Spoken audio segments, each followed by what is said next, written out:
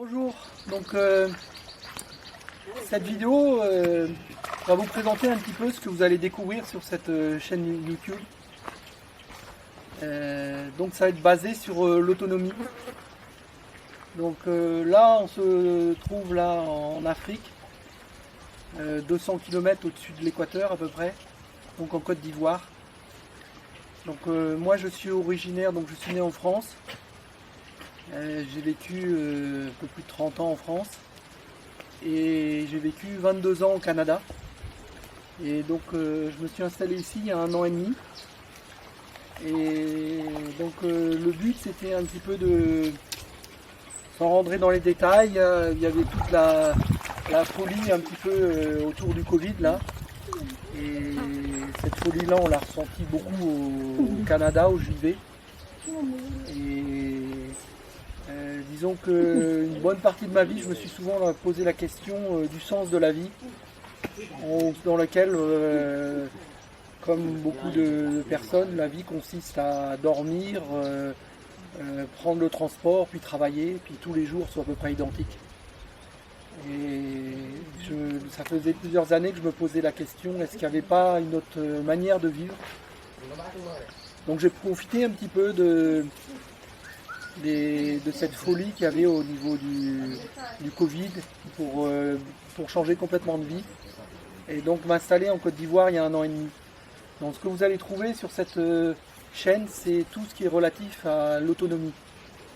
Donc quand je dis autonomie, c'est être capable de vivre sans être dépendant d'un salaire extérieur et du gouvernement, en gros, d'aide du gouvernement, que ce soit une retraite ou quoi que ce soit. Donc ici, moi j'ai aucun revenu, j'ai pas de retraite non plus.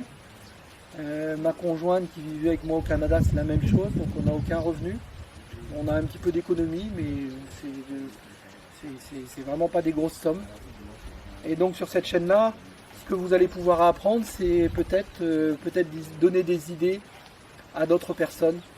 Il y a moyen d'avoir une vie alternative là, de celle qu'on peut avoir en Occident. Et il n'y a pas besoin de beaucoup d'argent pour ça.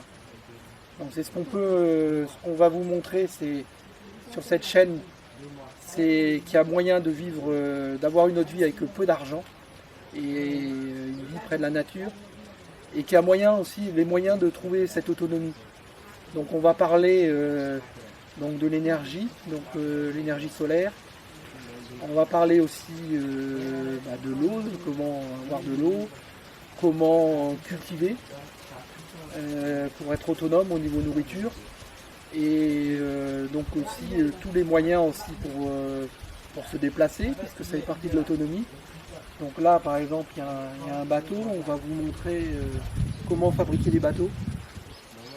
Comment se déplacer aussi de manière pas chère, donc ici en Côte d'Ivoire. Et donc cette chaîne-là sera vraiment basée pour donner des idées peut-être à des personnes qui hésitent à franchir le pas, qui ont ressenti un peu la même chose au cours de leur vie, une vie qui avait peu de sens. Moi je connais beaucoup d'Africains aussi qui ont décidé d'immigrer en France, aux États-Unis, et qui le regrettent, même s'ils ne le disent pas toujours. Mais on sent bien qu'ils ne sont pas heureux, parce qu'ils se rendent compte que leur vie n'a pas trop de sens. Lorsqu'on est en Occident, tout est centré sur le travail. On est complètement déconnecté de la nature et on a peu finalement de temps libre. Voilà. Donc si vous êtes intéressé, abonnez-vous à cette chaîne et vous allez pouvoir suivre le projet et y participer. Et peut-être que dans quelques années, vous allez pouvoir vous installer autour de nous. Donc on peut voir ici, là, il y a des terres qui sont disponibles un peu partout. Les terres ne coûtent pas très cher. Donc ici en Côte d'Ivoire, il fait entre 27 et 33 degrés toute l'année. On peut faire 4 récoltes de maïs par an. Au niveau de la culture, on peut cultiver quasiment, je dirais, 10 mois sur 12. Il y a à peu près 3 mois de saison sèche, là où les cultures s'arrêtent un peu. Pas complètement, parce que quand on a des arbres, ils continuent à produire pendant la saison sèche. Mais en tout cas, les cultures maraîchères sont arrêtées 2 ans par an. Et là où on est, en plus, on ressent pas trop la chaleur parce qu'on est au bord de l'eau et il y a du vent, donc il y a beaucoup de vent. Donc si tu installes ta maison près du vent, là où c'est venteux, la température est très très supportable. On va faire le tour du terrain et on va vous montrer ce dont on va parler cette année. On est des lagunaires, donc on est sur une lagune là qui s'étend sur pratiquement jusqu'à Abidjan. Donc sur 170 km il y a la lagune qui est tout près de l'océan. L'océan est peut-être à peut-être 7-8 km. Lorsqu'il y a de la houle, on entend les vagues de l'océan ici. Donc on est tout près de l'océan. On a moyen de rejoindre l'océan aussi si on veut à Grand Laou, qui est à peu près à 30 ou 40 km en bateau. Mais bon, ça commence à faire loin avec ce type de bateau. Donc à partir du moment où on est sur la lagune ici, si on veut l'autonomie, c'est les bateaux. Donc on va apprendre cette année à fabriquer des bateaux. On a pour projet de fabriquer des bateaux en résine. En Côte d'Ivoire, il y a un problème de bois de plus en plus aigu. Donc là, c'est un bateau qu'on a acheté qui est en bois. On apprend à maîtriser toute la mécanique depuis 1 an et demi. Au niveau moteur, c'est des moteurs qui coûtent pratiquement rien. Un moteur comme ça, c'est 50 000 francs. Donc ça fait à peu près 100 $. Et par contre, il y a des contraintes au niveau utilisation. Donc on apprend à maîtriser tout ça. Et on est sur le point de terminer cette étape-là. D'ailleurs, on devrait commencer la fabrication des bateaux en résine dans 1 an. Donc ça, c'est notre futur atelier.